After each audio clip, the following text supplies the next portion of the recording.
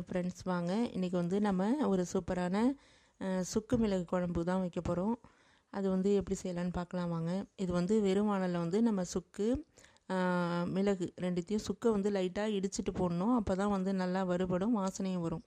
அந்த அளவுக்கு நல்லா அதை வறுத்து எடுத்துக்கணும். இப்போது கொஞ்சம் நல்லா வறுத்த பிறகு நல்லா சூடான பிறகு கொஞ்சோண்டு ஜீரகம் மட்டும் சும்மா லைட்டாக ஒரு ஸ்பூன் வாசனைக்கு மட்டும் லைட்டாக போட்டால் போதும், அதிகமாக சேர்க்க தேவையில்லை. அப்புறம் நம்ம இதை வறுத்து எடுத்து வச்சுட்டு, நான் இன்றைக்கி வந்து இது வந்து வத்த குழம்பு மாதிரிலாம் கிடையாது, வத்தெல்லாம் போடக்கூடாது. நம்ம வந்து சின்ன வெங்காயம் இல்லைன்னா பெரிய வெங்காயம் தான் போட்டுக்கலாம், பூண்டு இது மட்டும்தான் நான் உரிச்சு சேர்க்க போகிறேன், கருவேப்பிலை அவ்வளோதான் தாளிக்கிறதுக்கு. எப்போதும் போல் நம்ம கடுகு வெந்தயம் ஜீரகம் தாளிப்போம்ல, அதான் தாளித்து நான் அதை செய்ய போகிறேன். குழம்பு வந்து நம்ம என்னென்னா கொஞ்சமாக புளி, ரொம்ப அதுக்கு புளி சேர்க்க தேவையில்லை, காய் போட மாட்டோம். புளிப்பு ரொம்ப காரம் இருந்தால் இதோடைய சத்து அழிஞ்சிரும்பாங்க, அதனால் கொஞ்சமாக காரம் சேர்த்தாலே போதும். மிளகாத்தூளும் நம்ம கம்மியாகவே போட்டுக்கலாம், உப்பு எல்லாமே கொஞ்சம் கம்மியாகவே போடணும். ஏன்னா நம்ம மிளகு ஜீரகம் சேர்க்கறதுனால நான் வந்து காரத்தூள்லாம் இப்போ ரொம்ப போடல, மீடியமாக குழம்பு மிளகாத்தூள் இருக்கு இல்லையா, அது மட்டும்தான் நான் கம்மியாக போட்டு செஞ்சுருக்கேன், இந்த காரம் வரும்ன்றதுனால. இது வந்து சுக்கு நான் கம்மியாக தான் சேர்த்துருக்கேன், வேண்டியவங்க கொஞ்சம் கூட கூட போட்டுக்கலாம் அவங்களுக்கு தேவைன்னா. சுக்கு சில பேருக்கு வந்து இந்த வாசனை அவ்வளோவா பிடிக்காது, மீடியமாக சேர்த்துக்கலாம். நான் கொஞ்சம் மீடியமாக தான் சேர்த்துருக்கேன். உங்களுக்கு வேணும்னா ரொம்ப கை கால் வலி இந்த மாதிரிலாம் இருக்கிறவங்க நம்ம அதிகமாகவே போட்டுக்கலாம், நம்ம வீட்டுக்கு தேவையான அளவு சேர்த்துக்கலாம், அதில் ஒன்றும் தப்பு கிடையாது. வேணுன்னா அந்த மாதிரி நம்ம செஞ்சுக்கலாம். இப்போது நம்ம வந்து எண்ணெய் வச்சுட்டு நல்லா காஞ்சதும் எப்போதும் போல் புளிக்குழம்பு தாளிப்போம் இல்லையா, அதுமாரி கடுகு வெந்தயம் ஜீரகம் தாளிச்சிட்டு நம்ம சின்ன வெங்காயம் பூண்டு மட்டும்தான் நான் போட்டிருக்கேன், கருவேப்பிலை போட்டிருக்கேன், அவ்வளோதான். இதை நல்லா நம்ம எண்ணெயை விட்டுட்டு, நல்லெண்ணெய் வேணால் விட்டுக்கலாம், இல்லைன்னா நம்ம சாதாரண எண்ணெய் சமைக்கிற எண்ணெய் இருக்கோ அதை விட்டு தாளிக்கலாம். இது நல்லா வதங்கினதும், இது வதங்கி எடுத்ததும் நம்ம குழம்பு ஊற்றிட வேண்டியதான். குழம்பு தாளித்து இது கூட்டி வச்சுருக்கோம் இல்லையா, அதில் தக்காளி சேர்க்க தேவையில்லை, தக்காளி சேர்த்தா டேஸ்ட்டு மாறும், காய் குழம்புக்கு தான் போடணும். இந்த மாதிரி குழம்புக்கு தக்காளி சேர்க்க வேண்டாம். உங்களுக்கு வேணுன்னா நீங்கள் வீட்டில் செய்யணுன்னா செய்யலாம், நான் எப்போதும் அந்த மாதிரி போட மாட்டேன், அதனால தான் நான் இந்த மாதிரி சொல்லியிருக்கேன்.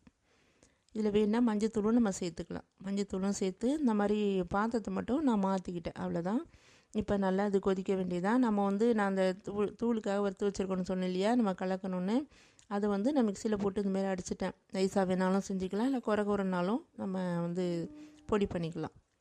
பொடி பண்ணி இது வந்து சில பேருக்கு வந்து கெட்டி உந்துரும்ன்ற நினைக்கிறவங்க இது வந்து லைட்டாக தண்ணி விட்டு கொஞ்சமாக அப்படியே கையாலே கரைச்சி அப்படியே ஊற்றி விட்டுடலாம். இல்லைன்னா நம்ம இந்த மாதிரி கூட நான் போட்ட மாதிரி போட்டு நல்லா அடிக்கொண்டு கிண்டி கெட்டி விழாமல் கிண்டிடணும். அப்போ வந்து நம்ம குழம்பு வந்து சிம்மில் வச்சுக்கிட்டு கிண்டினாலே கெட்டி விழாது, நம்ம அதை ஈஸியாக செஞ்சிடலாம். நமக்கு தெரியல புதுசாக செய்கிறவங்க அப்படின்னா நம்ம தண்ணி விட்டு நம்ம ஊற்றிக்கலாம், ரொம்ப தண்ணி ஊற்றிட வேணாம், கொஞ்சமாக ஊற்றினாலே போதும். அப்புறம் ரொம்ப நாள் குழம்பு கொதிக்க தேவையில்லை, நம்ம குழம்பு முன்னாடி ரெடி ஆகிடுச்சு. இந்த ஊற்றி நம்ம சும்மா அது செட் ஆகிறதுக்காக கொஞ்சம் கொதிக்க வைக்கிறோம், அவ்வளோதான். இது வந்து நம்ம வறுத்து போட்டிருக்கிறதுனால ரொம்ப நாள் கொதிக்கணுன்ற அவசியம் கிடையாது, பச்சை வாடெல்லாம் அடிக்காது, அதனால் இந்த மாதிரி செஞ்சாலே நல்லாயிருக்கும். இதுக்கு வந்து சைடிஷாக வந்து நம்ம கூட்டு இந்த மாதிரி பொரியல் ஐட்டம்லாம் வச்சுக்கிட்டோம்னா ரொம்பவே சூப்பராக இருக்கும். இதுக்கு வந்து அப்பளப்பூ, அப்பளம், வத்தை குழந்தைங்களும் விரும்பி சாப்பிடுவாங்க. இது நம்ம அது மாதிரி பழக்கப்படுத்திட்டோம்னா குழந்தைங்களுக்கு நம்ம மாதத்தில் 1 இல்லைன்னா 2 தரம் கண்டிப்பாக கொடுக்கலாம். இல்லை நல்லா சாப்பிட்டாங்கன்னா வாரம் ஒரு தடவை கூட செஞ்சு கொடுத்தோம்னா குழந்தைங்க நல்லா பசி எடுத்து நல்லா விரும்பி சாப்பிடுவாங்க. சாப்பாடெலாம் முடிஞ்ச வரைக்கும் ட்ரை பண்ணி அதை கொடுத்து பழகிட்டோம்னா அவங்களே சாப்பிட ஆரம்பிச்சிருவாங்க.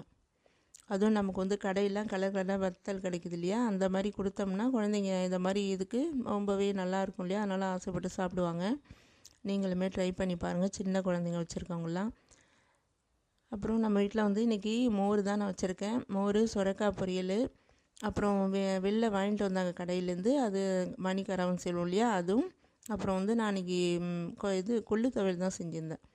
அதுக்கு வந்து இந்த மாதிரி காரக்குழம்புக்கு துவையல் ஐட்டம் அந்த மாதிரி சாப்பிட்டா நல்லாயிருக்குன்னு சொல்லிட்டு நான் அதுதான் செஞ்சுருந்தேன். ரொம்பவே நல்லா இருந்தது ஃப்ரெண்ட்ஸ், நீங்களும் அது மாதிரி செஞ்சு சாப்பிட்டு பாருங்கள், உங்களுக்குமே பிடிக்கும். இன்னொரு வீடியோவில் பார்ப்போம் ஃப்ரெண்ட்ஸ். Bye friends.